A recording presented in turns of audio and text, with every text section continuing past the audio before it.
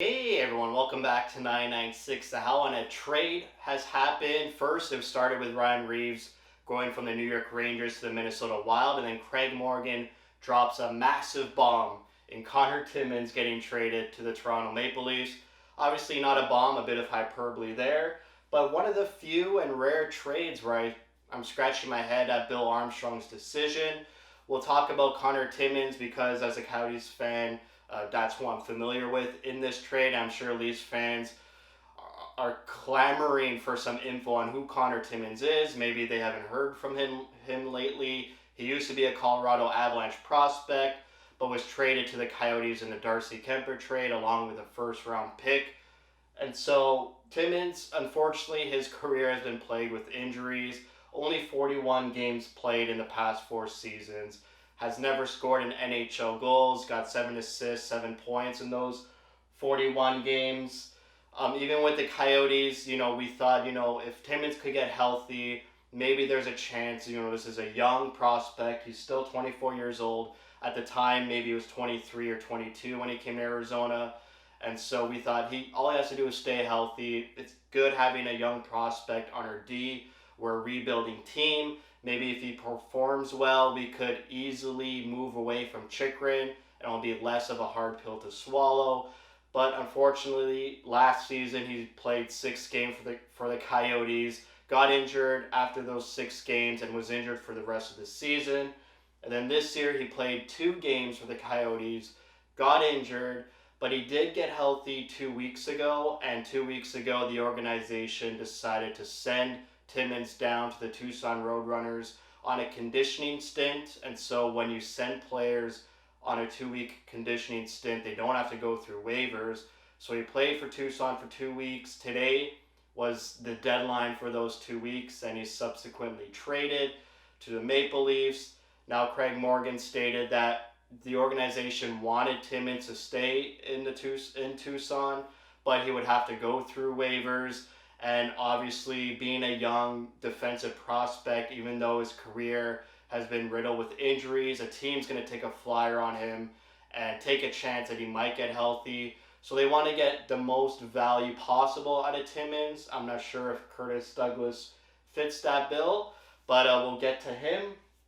Timmins, obviously drafted in the second round in 2017 by the Avalanche, had a lot of promise there. But, the Avalanche have so many young, good D-men that he was kind of the odd man out. Even with his injury problems in Colorado, it was easy for them to move on from Timmins, and obviously they won the Cup since they moved on from Timmins by acquiring Darcy Kuemper. For the Coyotes, it's a frustrating player in Timmins. We've only seen him play 8 games, and all those 8 games were at the start of each of those seasons, and we know last year the Coyotes didn't win a game for the first 12 games. It was a miserable start to that season. And then this season, he only played 2 games, and the first 2 games of this season were blowouts to the Pittsburgh Penguins and Boston Bruins. And then they started to get better and win games, and now, they're a bit of a competitive and competent team, relatively, compared to other bad teams around the league. But we don't have a read on Timmins. He's only played 8 games in just over a calendar year for the Coyotes. All we know about Timmins is what we hear from other people saying what he did in Colorado. Good young D prospect, just needs to stay healthy.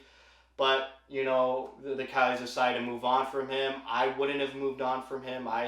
Even though the 2-week conditioning stint has ended, there's still some room on the Coyotes D that he could play. I know they picked up Valimaki from the Calgary Flames, and he's been awesome in the lineup, but he just got listed as day-to-day as long with Joshua Brown. So we're down 2 D-men already, which is going to, make Nemeth play in the lineup. Chychrun just came back from injury. You have Moser, you have Stetcher there too, but I'm sure you could have made room with Timmins. Give him like a 10-game tryout, see what happens. Maybe he doesn't get injured. Maybe he puts up some points. Maybe he looks well. But I guess they just wanted to move on from this.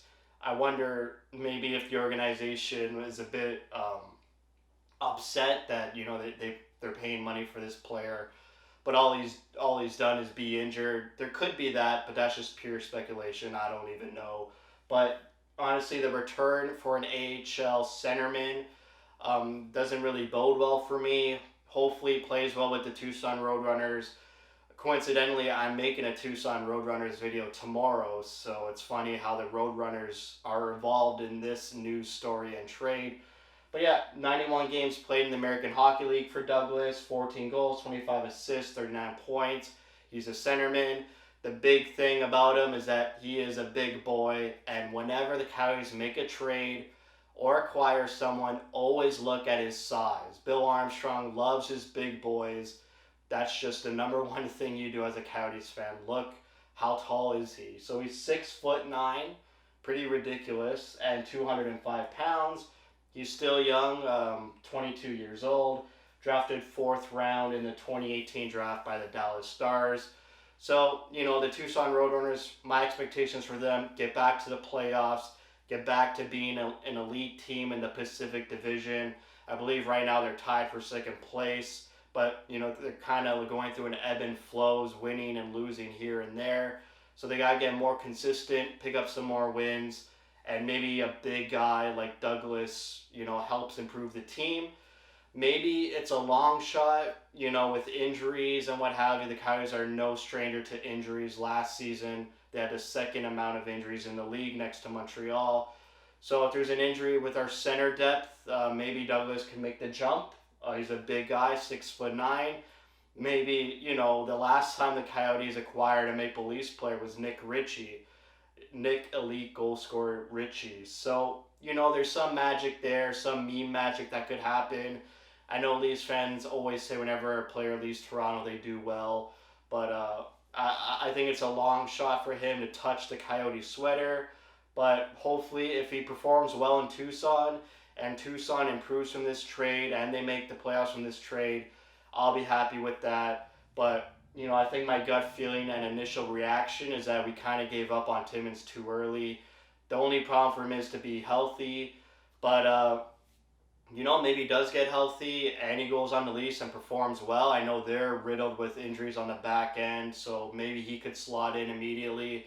All he has to do is stay healthy. And I know that's exactly what's been said with Matt Murray in Toronto with their goalie. He was injured, now he's back. So it's a flip of a coin. He becomes healthy, he plays good. Or maybe he becomes healthy and he's not even a good defensive prospect anymore. Maybe these injuries are severe enough where his skill and talent has taken a hit, taken a dive, and maybe he is only worth an AHL player equivalent. So we'll see. That's all up in the air. But Toronto, you're just getting an injury-riddled young defenseman who still hasn't proved anything in the NHL. And there's some chance where he could improve your blue line, be healthy, and be a mainstay. But, it's a chance, and I think it's a bigger chance that he does continue to get injured and doesn't really help the defensive blue line for the Leafs. For Douglas, just improve the Roadrunners, help them be more consistent and grab more wins. And I don't think he'll impact the Coyotes much. So for me, maybe they're giving up on Timmins too early. But with every trade, you just got to wait and see what happens. So that's it for me. Thank you for watching. If you like what you see, spread the word. And as always, thank you for your support.